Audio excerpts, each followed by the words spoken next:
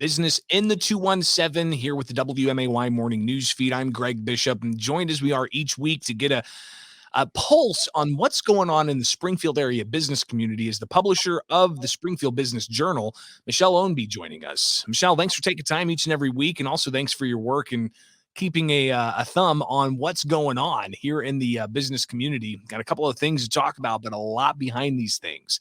So let's go ahead and get into it. And of course, people can stay plugged in with the Springfield Business Journal. What's the best way for them to do that? Absolutely. The best way is to go to springfieldbusinessjournal.com. You can sign up for Biz Bites, which is our weekly newsletter. It's free of charge, comes out every Wednesday afternoon with a roundup of things happening in the business community. And of course, we've also got our monthly print edition, and you can sign up to get that delivered to your home or office.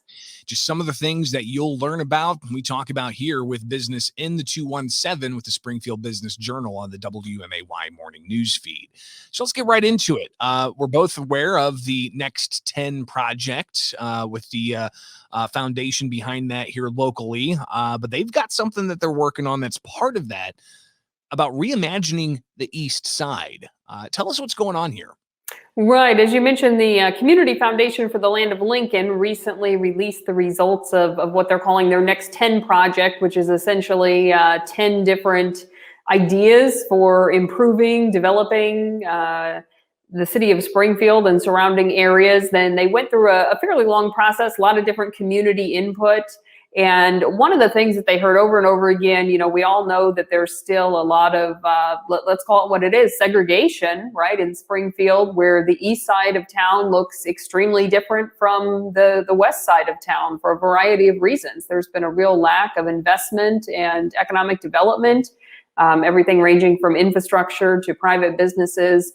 And so they've put together a steering committee. They're calling themselves CAP 1908. That stands for Community Access Project. The 1908, of course, is a reference to the Springfield race riots of 1908, which led to the formation of the NAACP. And so Dominic Watson, who is president of the Springfield Black Chamber of Commerce, is part of that steering committee, as are some others. But they're really seeking community involvement to envision what this could look like. And Southtown, which is the area right there at the corner of South Grand and 11th, has had some city investment over the years. They've done some infrastructure work and facade work, but obviously a lot more is still needed to take things to the next level there. It's incredible, that area of town in particular, the potential there. Every time I drive through it, I'm like, oh my gosh, yeah, having like some kind of small theater here. You've got the skate park right there. When I was in a band, our band played there years ago. But it's sometimes, you know, there's just that extra initiative that's needed to bring the community together. Talk a bit more, if you can, about the Next 10. And this is just one project about reimagining the East Side. But there's a lot there to talk about, not just the next 10 days, 10 weeks, 10 months, but the next 10 years as well. It's a pretty expansive idea that is getting a lot of traction. It is. And, you know, traction is a good word, because I think that was really one of the fundamental ideas behind this, is to not only identify things that we wish for, hope for, would like to see in Springfield, but from a purely practical perspective, they tried to focus on things that are feasible within a realistic time frame. As you said, it's not going to happen in the next 10 days, but, you know, over the next few years, over the next decade, what are some things that we can realistically hope to achieve?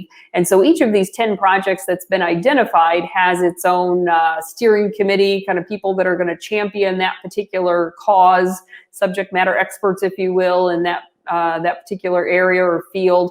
And they're also supposed to have some funding sources identified, because again, we can sit around and we can wish and dream for a lot of things that we'd like to see in Springfield, but if there's no roadmap to get us from point A to point B, it becomes, you know, wishful thinking and nothing else. Well, I know the Community Foundation for the Land of Lincoln is going to be delving more into these types of projects, and guys with the Springfield Business Journal will keep a close eye out and let us know about it here with Business in the 217. We're talking with Springfield Business Journal publisher Michelle Ownbey. Michelle, love talking about food and the moves that restaurants are making here in our community, and Great House Barbecue. They're looking at expanding. What's going on there? Yeah, and this one's really kind of a heartwarming story, I have to tell you. You may remember Great House Barbecue is fairly new to the Springfield restaurant scene. They opened in October of 2019 on the west side of town. And of course, that turned out to be a little bit of ill-fated timing. Not that they could have known, but a few months later, the pandemic shut down restaurants along with everything else. And they are located in a strip center on the west side of town. So if you've ever been out there, you know they really have no option in terms of outdoor seating, so there wasn't much that they could do, other than offer some carry out and things like that. So it was really a financial struggle for them, and also as a new business, they did not receive the federal PPP funds. That's always based on your income from the year before and that type of thing. So is as late as January of this year, one of their loyal customers started a GoFundMe page. You may have seen it floating around on social media, but they were doing a GoFundMe to try to raise about $7,000 to cover back rent and utilities to keep from getting evicted from their current space. But I had a chance to talk with one of the owners, Renata Frazier, yesterday. She and 3 of her 4 kids are active in the business. The other is a silent partner. So it's very much a family affair. And she said that not only did the GoFundMe turn out to be a huge blessing for them and allow them to stay where they're at, they're now looking at expanding. And as you said, they're going to be opening up a second Great House Barbecue location downtown, along with a couple of other new businesses downtown as well. So they've got a lot going on there. It's a great story, as you said, and it really shows how community can come together, even with the pandemic on top of us, to be able to help a local independent business stay in business and allow them to also expand and thrive post-pandemic. It is, of course, the business in the 217 with Springfield Business Journal. Michelle, give us again some information on how people can get the Biz Bites in their email and also get a physical copy of the Springfield Business Journal. Absolutely. The best way is to go to springfieldbusinessjournal.com and sign up for Biz Bites, the weekly newsletter. You can see the full rundown with more details on these things that we touch on during our time together. And of course, we also have the print edition that comes out once a month, and you can get that delivered right to your home or office. Michelle Ownbey, publisher of the Springfield Business Journal, here on the WMAY Morning News Feed, Business in the 217. Thanks again, and we'll talk next week. Thanks, Greg.